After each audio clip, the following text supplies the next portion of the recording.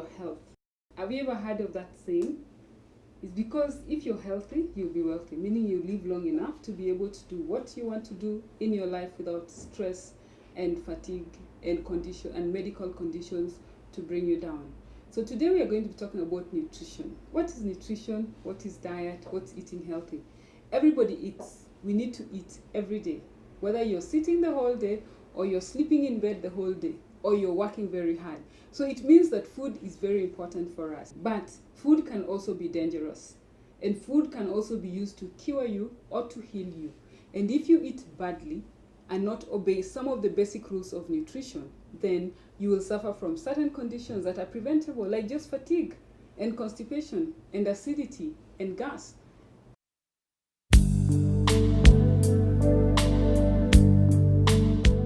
The aim of this program is to help us identify the mistakes we make when it comes to eating and eating healthy, and to identify also the things that we do wrong, and to be able to learn how to eat healthy, cook healthy food, and make healthier choices when it comes to food.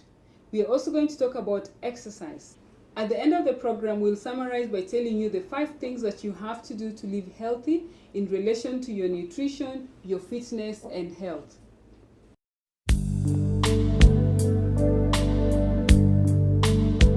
Let's start by just defining why people eat. Why do we eat, really? Why do you have to sit down the whole day and eat, work so hard and eat, be sick in hospital and eat? We eat for 3 main reasons. 1, for energy. We have to eat for energy.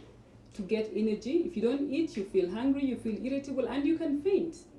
We also eat for protective reasons. We need our immune system to be strong so that we can not get sick. And if we get sick, then we recover quickly. Then we also need to eat for repair, development, repair, and maintenance. Because the body gets sick, it needs to be repaired. The children are growing, they need to develop. Those reasons that we eat, that's how we have defined the foods that are available to us.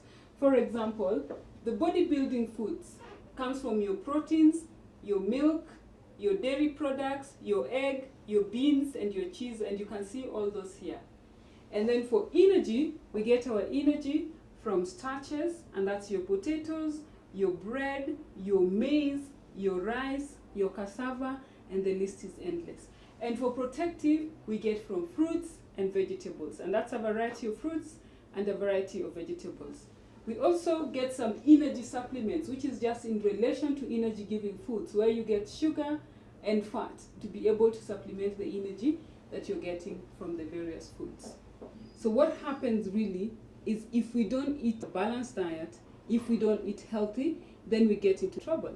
But as we all know, we all eat ugali, and we all eat vegetables, and we all eat fruits, and we all eat fat in our diet. But why is it that we have problems? Why is it that some people are sick?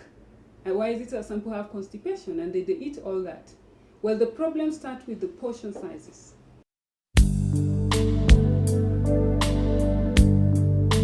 When we define good nutrition, it means that we have to eat healthy. And what's eating healthy? Sometimes most of us confuse eating healthy because we think that as long as you're eating sweet potatoes, it is healthy. But if you're eating sweet potato and you're eating large portions of it, that's a problem. If you're eating vegetables and you're eating large portions of it, that may be a problem. Because as we can see, we also need to have fat. We need fat in our diet, we need salt in our diet, we need sugar in our diet. But the question here is how much? How much of these foods do you need? The problem comes when we eat more than the body requires. If you eat more than your body requires, it triggers a problem. For example, if you take a lot of salt in your diet, you're going to live long enough to get high blood pressure. If you take a lot of fat in your diet, you can get high cholesterol, and you will also add a lot of weight. If you take large portions of meat, for example, you can get kidney problem and high blood pressure. So good nutrition is having a variety of food, eating the correct portions of food, and eating them at the right time. We can first of all start by looking at the variety of foods. Proteins give you quite a variety.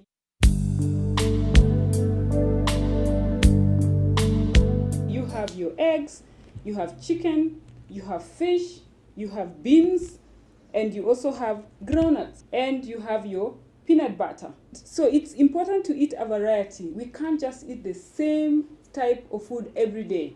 Like those who eat meat every single day, that's not good. If you eat a variety of beans, that's good, but not the same type, because the problem here is you're missing out on certain nutrients from other foods.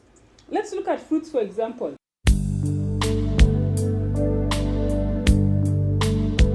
Every month or every season, every quarter, we have a different fruit in season, and bananas and oranges tend to be in season most of the time. Banana is a very good source of potassium, for example. So people who have had diarrhea will really benefit from a banana because quick replacement.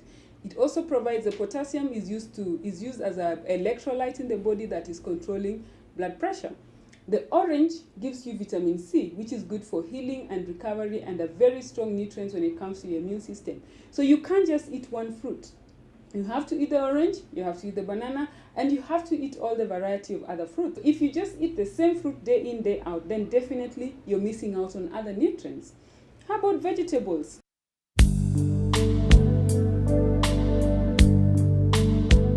A survey we did in Nairobi showed that people just consume 3 types of vegetables: sukuma wiki, spinach, and carrot. And some communities tend to consume a lot of cabbages. It is important to eat a variety. For example, your green vegetables will give you your vitamin A, your fat-soluble vitamins A, D, E, and K. The red vegetables are also very good for your carotene, okay? But you can't just eat the red vegetables, and you also can't just eat the green vegetables. You need to have a variety. A lot of people tend to take a lot of carrots because they've been told that carrots is going to prevent you from cancer. Carrot is very good.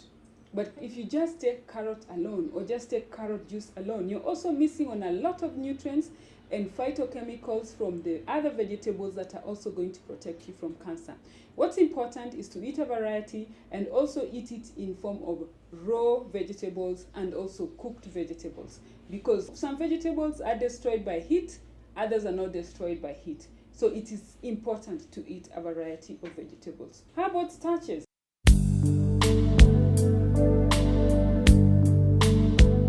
People are also notorious for just eating maybe ugali, potatoes, and rice. There are so many other starches. The sweet potatoes and the ndumas, that's for everybody. Those are very nutritious, but still you can't just eat the same. You need to have a variety.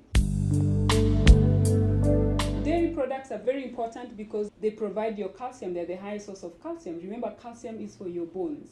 And another source of calcium that is not a dairy product is, some books call it herring, some books call it salmon, and the normal language that everybody knows is omena, the small silver fish. Those are very high in calcium and very, very high in iron. So when you take milk, it's important to take different types. Take it in form of mala, take it in form of yogurt, and take it in form of fresh milk. Some people cannot tolerate fresh milk because of lactose. This population, they miss a certain enzyme that is supposed to digest the lactose in the milk, that is sugar in the milk. So when they take milk, they get irritation, some get allergy, and some people will it will just come out as milk when they go to the toilet.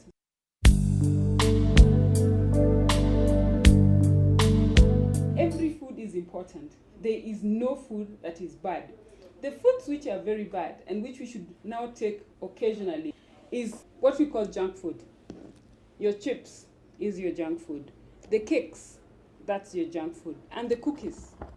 And then we have the chocolates, and we have the pies, and we have many others. When the food is high in fat, then it is a problem because it's not good for you. When the food is high in salt, it is also a problem. When the food is high in sugar, it is no longer healthy. Yes, you can eat these things occasionally, but the question is how much, okay?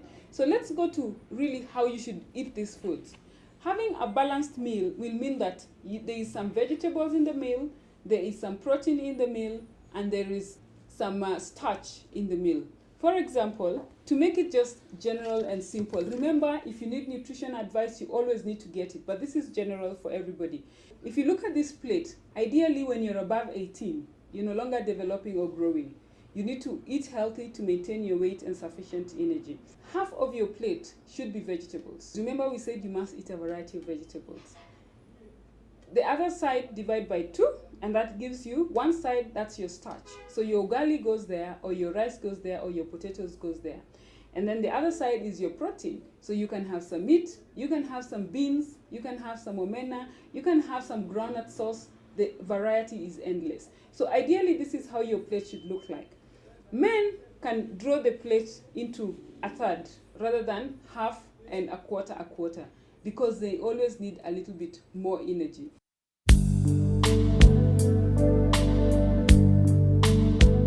When you're talking about quality food, what it means is the vitamin content, the mineral content, and the fiber content, and many other things. But we know that if the food is taken for processing, you actually lose a lot of nutrients.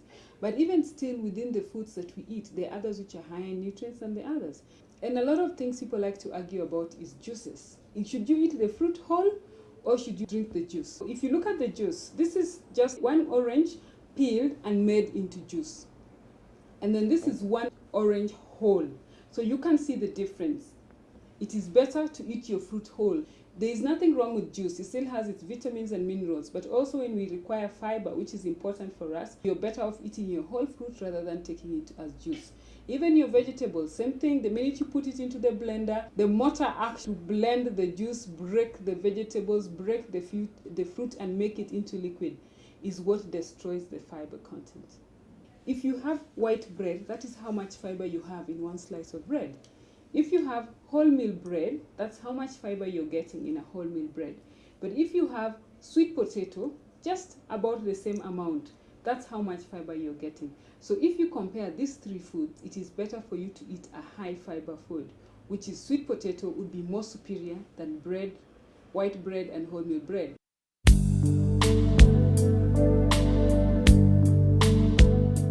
This is how we measure a standard portion for everybody. The amount of meat you take should be equivalent to your palm. You'll realize if you look around you, different people have different palm sizes. So the amount of meat you need is equivalent to your palm. So for breakfast, I can have this much. For lunch, I can have this much. And for dinner, I can have this much. When men will tend to have slightly more than this in a meal. And remember, when you talk about protein, most people think protein is only meat or chicken or fish. No, protein also includes your eggs, it includes your beans, it includes your groundnuts, and many others. Half a kilo of meat. Most of the time, there is no way two men are going to walk into a nyama choma place and order half a kilo for two of them. They will always order 1 kilo. That is a lot. And definitely, apart from the fat that's there, when you eat a lot of protein, you get fatigue. When that is something that happens all the time, then you're definitely going to get yourself a kidney problem in the long run. And of course, obesity. And then of course, many other things, okay? So we must learn to eat portions.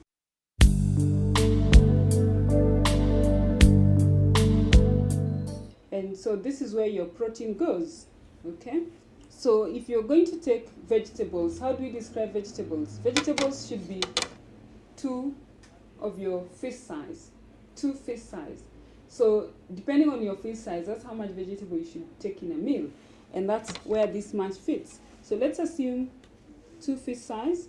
That means you're having about that much vegetables in your diet, or slightly more than that, depending on the person, okay? So ideally, that's how your plate should look like.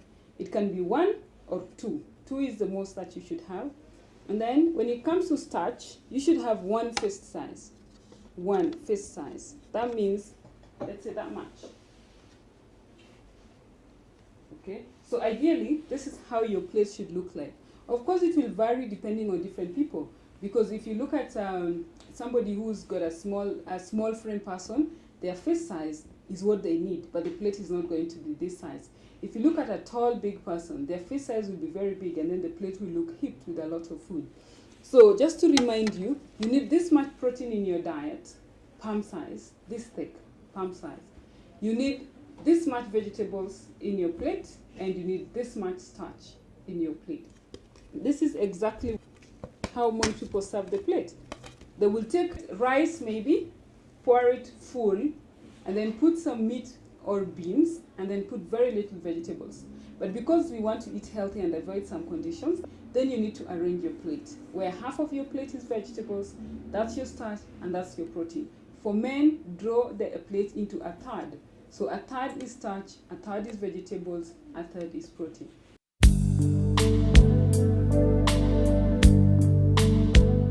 Most of us just wake up in the morning and take tea and bread and go to work. We need to remember that we need more food in the morning because we are going to work and school. We need less food in the evening because we are going to rest. In the morning, you need energy. So taking tea and bread only and going to work, that is very little. Or skipping meals. Some people wake up and just go to work. That's not good.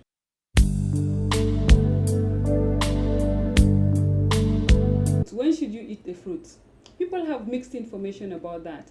Some people eat the fruits for breakfast. Some people eat the fruits for lunch. Some people eat the fruits after meals. Most people always will eat their food and then they eat the fruits.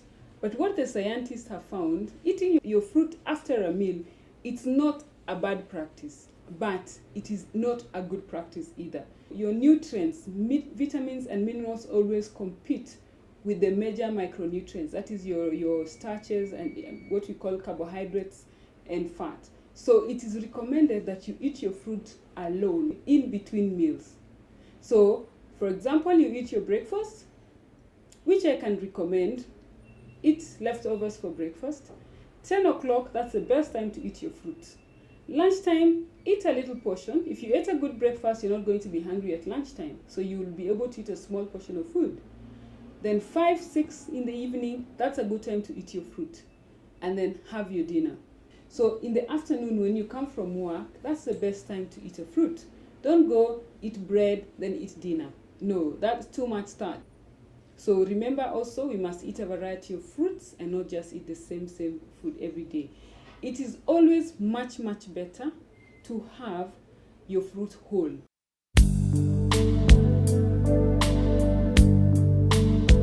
Most people always wonder, when should I take my milk?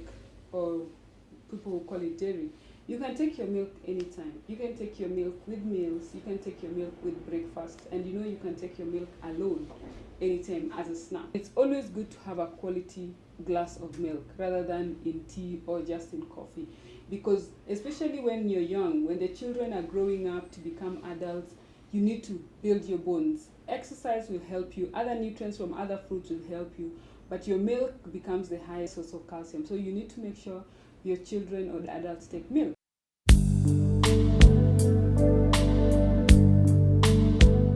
There are other sources of calcium, so you don't need to worry so much if your child is allergic to milk or you're allergic to milk. Nature takes care of itself sometimes.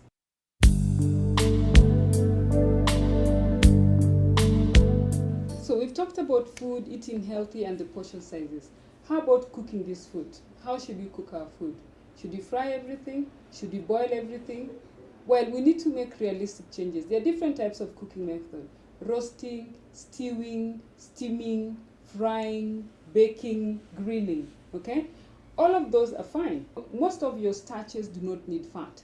Your rice, your potatoes, your ugali, you don't need to add fat. If you're cooking meat, this is how much fat you get in half a kilo of lean steak. This is a home experiment. We took a half a kilo of lean steak, put it in a pressure cooker. When it was cooked, we removed the fat or dry and put it into this glass. And this is half a chicken without skin. So it means your animal protein already has fat. So you really don't need to add fat into your chicken or fish or meat. Because what makes it tasty is a spice. You can use any natural spices and it's fine. Your rice does not need fat because what happens? Most of the time when you're going to eat, you're going to serve, take your plate, serve your rice, put the stew of meat or beans or vegetables, and then eat it. So that means if you already add fat in your beef, then you really don't need to add fat in your rice because you're always going to mix it together and then eat it. Things like potatoes also do not need to add because you're always going to eat potatoes with a stew, especially the Irish potatoes. The nduma and the sweet potatoes are mainly eaten naturally. They're just boiled and eaten like that. They have their different flavors. But you can also be creative and eat your sweet potatoes or eat your arrowroot with stew, like other West African countries do. So how about your vegetables? Most people steam the vegetables and fry the meat. Your green vegetables have got what you call your fat-soluble vitamins, meaning they need oil for you to be able to utilize that vitamin. So your green vegetables you must fry. You must add a little oil. You can steam it and add oil, but you can't steam it and eat it without oil. Your white and red vegetables are not affected whether they have fat or not. Like your carrots won't need fat really. Your tomatoes won't need fat. Your cabbage doesn't need fat. But your green vegetables, you must add some oil for you to get your fat-soluble vitamins. So do not fry the meat and steam the vegetables. Fry the vegetables and stew the meat.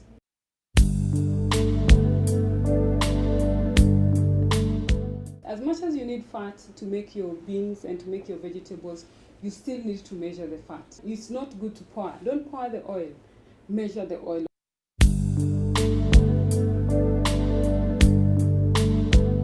Every food is good. The problem is always when there is too much sugar, too much fat, and too much salt. And of course, too much of other toxins. For example, this is how much fat you get from a plate of chips. We took a plate of chips, took it to the lab, and they put it in a solvent, and this is how much fat we got. This is about 70 grams of fat. So if you eat a plate of chips, that's how much fat you're getting. If you eat one sausage, this is how much fat that you're getting. 25 grams of fat. Each of these test tubes is 5 grams of fat. So one sausage will give you 5 of this. So it means if you're going to eat a plate of chips and then you're eating a sausage every day, this is how much fat you take in 1 week. 1 week. Can you imagine? That is too much. I'm not saying don't eat chips. I'm not saying don't eat sausage. But occasionally, it is fine to eat sausages. Occasionally, it's fine to eat chips. But you can see how much fat that is. How about taking soda? One soft drink is going to give you between 10 teaspoons of sugar to 13 teaspoons of sugar. And this is just one soft drink of about 300 ml. So this is one soda.